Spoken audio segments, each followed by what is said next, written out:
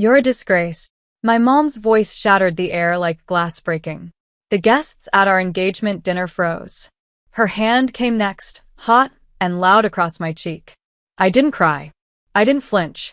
I just stood there, staring at the woman who once tucked me into bed, now throwing me to the wolves for refusing to marry the man she handpicked. Before we begin, drop a comment and tell us where are you from and from which city you're watching our videos? And after watching the whole video, don't forget to tell us what would you do in this situation? Be honest, tell me in the comments below. We read every comment. Let's begin. I looked at Mark, his arrogant smirk told me he wasn't on this. He wasn't even surprised. My mom kept yelling, accusing me of shaming the family, calling me selfish for rejecting a man who could make all our problems go away. Then she told me to get out, kicked me out of my own home. I walked out barefoot, wearing a dress she picked, into a night that was colder than her heart. No one followed me, not even Dad, not even my brother Shane, who just stood there watching like it was a scene from a movie he didn't care for. I was 23, broke, and officially alone. But I still didn't say a word. I wasn't going to beg. Not this time.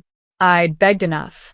I walked 3 miles that night with my heels in hand, tears drying on my face. My phone buzzed. I thought maybe, just maybe one of them had grown a heart. But no. It was an Uber cancellation from the ride Mom had promised.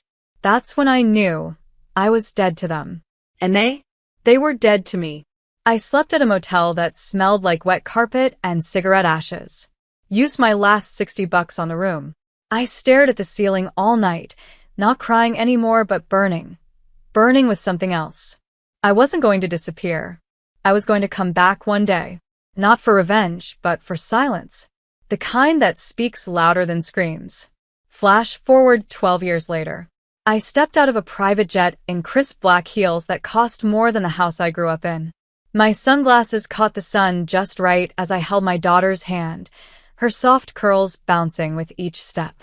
"Mommy, is that them?" she asked, pointing ahead. There they were, my mother, my father, my brother, standing on the edge of the tarmac, mouths open, eyes wide, pale as ghosts. I smiled. I wasn't angry anymore. I wasn't hurt. Just above it all. But it was the silence that did it. That frozen, shocked silence. The one that said everything. The one they couldn't take back. And it all started with one slap, one suitcase, and one broken heart that didn't stay broken for long. This is only the beginning. They didn't move. Not when I stepped onto the tarmac. Not when the jet engines cooled behind me. Not even when my daughter let go of my hand and ran straight toward them, toward the strangers she didn't even know were her family. "Grandma?" she asked innocently, stopping inches from my mother. My mother didn't respond. Her hand twitched, maybe from guilt, maybe from shock, but she didn't reach out. She looked like she'd seen a ghost in broad daylight. I walked slowly toward them, my heels sharp against the concrete, each step deliberate, controlled. This wasn't for revenge. This was for dignity. 12 years, I said, stopping a few feet away. That's how long it took me to build a life worth walking away from you for. My father swallowed, his Adam's apple bouncing in his throat. My brother shifted uncomfortably, like a boy caught doing something wrong in church, even though guilt had never once touched him before. "She looks like you," Shane finally muttered, looking at my daughter. "She is my last name," I replied. "And none of yours." The tension sliced through the air. I didn't raise my voice. I didn't need to. The silence they once forced me into, I'd turned it into steel. 12 years earlier, I'd taken a job cleaning hotel rooms and bussing tables in a cafe that served people like the man my mother wanted me to marry. Mark drove by once in his black BMW and tossed a $20 tip at my feet, like I was a dog he'd trained. That was the last time I saw him. I used that 20 to buy a second-hand laptop. I taught myself code, marketing, then finance. Worked 3 jobs at once, slept 3 hours a night, and poured everything into a project I didn't even name until 5 years in Salt Plus Grit. A digital consulting firm for small-town businesses run by women just like me, rejected, underestimated, kicked aside. At year 7, Salt Plus Grit got acquired by a private investor for $6.2 million. I stayed on as CEO. By year 10, I was buying companies like the one Mark's family used to run. By year 12, I wasn't just a woman with a daughter. I was a woman with options. You were supposed to marry up, my mother finally said. Her voice cracked. I did, I replied. I married up from everything you thought was good enough for me. Her eyes welled. I thought I'd feel satisfied, but I didn't. It wasn't about pain anymore. It was about proof. Proof that I could rise without bitterness. That I could create a legacy out of what they left behind. My daughter tugged on my hand. Can I go back inside the plane? She asked. I nodded. She skipped back toward the jet like it was just another Tuesday. My mother looked at me like she'd missed 1,000 chances to say the right thing. But I'd given her time. Years. And all she did was fill that silence with shame. Why now? My father finally asked. I looked at him, and for the first time in my life, I saw a man smaller than the fear he used to make me feel. I didn't come back for you, I said softly. I came back because my daughter deserves to know what she walked away from. Then I turned my back to them, exactly the way they once turned their backs to me. Only this time, I walked away with dignity in my spine, a legacy in my hand, and a little girl on board who would never be taught that love comes with conditions. It was year 3 when I hit the bottom so hard, I almost stayed there. A leaking apartment in Jersey City with roaches in the walls. I was 26, barely surviving off waitress tips, and a remote data entry job that paid pennies. My hair was falling out from stress. My stomach ached constantly from cheap instant noodles and bottled water dinners. Then came the test. 2 pink lines. A baby. I stared at the test for what felt like hours, sitting on a bathroom floor that smelled like bleach and mold. No one to call. No one to lean on. Not my mom, who once told me a woman who can't obey doesn't deserve a roof. Not my dad, who avoided confrontation like it was a fire he might get blamed for.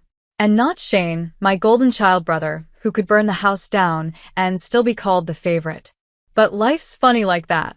When everyone walks away, you either collapse or you rise. I rose. Not with magic, with madness. I cleaned tables with my belly growing under a faded apron. Took night classes. Learned code from scratch on a secondhand Chromebook that took 15 minutes, just to boot. Slept on a sofa, not a bed, so I could sublet the bedroom and buy diapers when the time came. And then I met her, Dana, a retired software engineer turned small business owner. She came into the diner once a week, always asked for a booth, always tipped like she knew what hunger really looked like. One night, after I dropped her order, she pulled me aside. You have eyes that don't belong here, she said. I laughed bitterly. That's probably the nicest insult I've had this week. But she wasn't joking. Show me your work, she said. I've seen you coding on breaks. I almost cried. Not because she offered me a job. Because she saw me. Dana gave me a shot, entry level. Remote work from my couch. I took it and turned it into magic. I built prototypes, managed social media campaigns, rewrote brand strategies from the ground up. I didn't just do the job. I devoured it. By the time my daughter was born, Ava, with eyes like mine and lungs like a fighter, I was already building Salt Plus Grit on the side. Nights, feedings, deadlines, I did them all like my life depended on it. Because it did. At age 3, Ava asked me, "Why don't we have a grandma like the kids at school?" I told her the truth. Because some people love you only when you obey. But that's not love. That's control. She nodded slowly. Then we don't need them, do we? No, baby, I said. We build new things now. And we did. By the time Ava was 8, she could read profit loss statements better than most adults. By the time she was 10, she sat beside me at board meetings because I didn't just want to raise a daughter. I wanted to raise a woman who knew her worth. 12 years after that slap, that shame-filled night, that silence, I gave them the one thing they never gave me. A chance to watch. Not to participate. Not to be welcomed. Just to watch. And watching me walk away, again, was the cruelest, kindest justice life could offer. 2 weeks after that jet landed, after that unforgettable silence, I got a letter. Not an email, not a phone call. An actual handwritten letter with my mother's tight, slanted cursive on the envelope. Ava brought it to me while I was reviewing campaign pitches in our sunlit kitchen. "Mom," she said curiously, "who writes letters anymore?" I took it gently, already knowing who it was from. I didn't open it right away. I just stared at it for a while, because for the first time in my life, she wanted something from me. Not obedience. Not silence. Something else. A second chance. That weekend, Ava and I were invited to a private fundraiser in Manhattan. Old money, clean suits, glass walls, and staged smiles. Ava was bored out of her mind until she spotted the piano in the corner. She walked over, touched the keys, and asked the event host if she could play. People chuckled. But then Ava sat down, and the room went still. She played a haunting arrangement of Clair de Lune, the kind of sound that makes even powerful people go quiet. The kind of performance that makes you feel like you're hearing pain and power at the same time. And then from across the room, I saw her, my mother. I hadn't invited her. She wasn't supposed to be there. But somehow she was. Clutching her purse like a lifeline, standing against a marble wall, watching the girl she had never met play music with a soul she never nurtured. When Ava finished, the applause was thunderous. My mother was crying. After the event, she approached us outside the valet. "She's breathtaking," she said softly, reaching out. Ava looked at me. I didn't say anything, just watched. My mother knelt, trying to smile. "Do you know who I am, sweetheart?" Ava tilted her head. "You're the one who kicked my mom out, right?" My mother's face went pale. The air between us grew heavy. "I made mistakes," she whispered. "I thought I was protecting you. I didn't know." "You didn't want to know," I interrupted.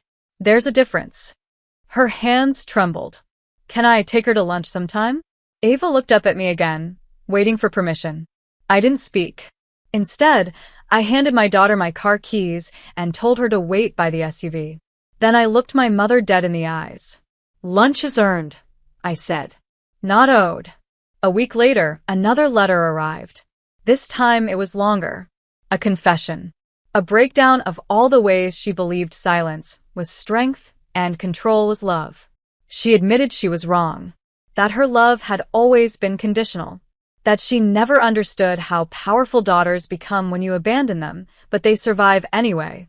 She said she saw Ava and saw the woman I became. And she envied me. I didn't reply.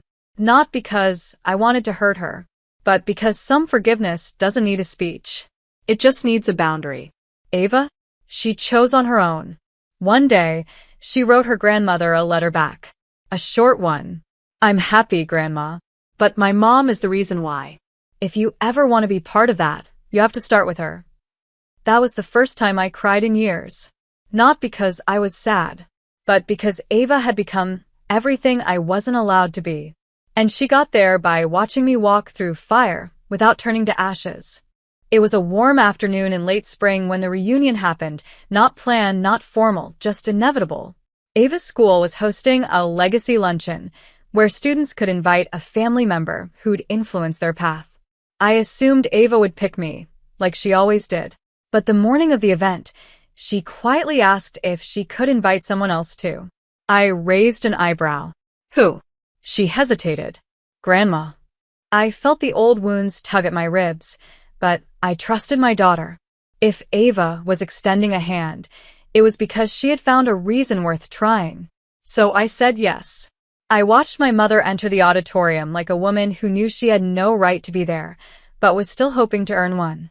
She wore a pale blue blazer, hair pinned up, hands shaking as she clutched a modest bouquet. When Ava stood up to speak, the room grew still. "My legacy," she said, voice clear and proud, "comes from a woman who built a future out of nothing. She taught me that silence can be louder than words, and that survival is sometimes the most graceful kind of revenge." The crowd clapped, but then Ava added, "And today, I invited someone else. Someone who once made the wrong choices but is trying now." My mother gasped softly. Ava turned toward her and said, "Forgiveness isn't about forgetting. It's about not letting her control your story. Everyone turned to look at my mother. She was already crying. After the event, we sat in the school garden under a willow tree. The silence between us wasn't angry anymore. It was tentative, like two people relearning how to speak. I don't deserve this, my mother said. I'm not offering it because you do, I said. I'm offering it because I don't want Ava to grow up thinking grudges are the only inheritance. She nodded slowly. I kept the letter Ava sent. I read it every night. I figured. There was a long pause before she reached into her bag and pulled out something I never expected. The engagement ring. The one Mark gave me. The one she forced onto my hand all those years ago. I kept it, she whispered, because I thought I was right. I thought if you ever failed, I'd give this back and say I told you so. But I never failed, I said quietly. She nodded, eyes glassy. No, you didn't. You rose. And then she dropped the ring into my palm. Do with it what you want. Sell it. Burn it. Bury it. Just know, I don't hold the past anymore. You do. I gave the ring to Ava a week later. She looked confused. What am I supposed to do with this? Whatever you want, I said. Just promise me one thing. What? Don't let it decide who you are, or who you love, or who you forgive. She smiled. Deal. Years passed. My parents never fully healed, but they tried. And sometimes trying is enough. Ava grew into a woman stronger than I ever imagined, sharp, kind, unshakable. And one day, as I stood beside her, watching her daughter run across the lawn, I thought about that slap, that night, that silence. It didn't break me. It birthed me. If this story hits you even a little, just hit that like button. It helps more than you think. Don't forget to subscribe if you've ever felt this kind of pain. You're not alone.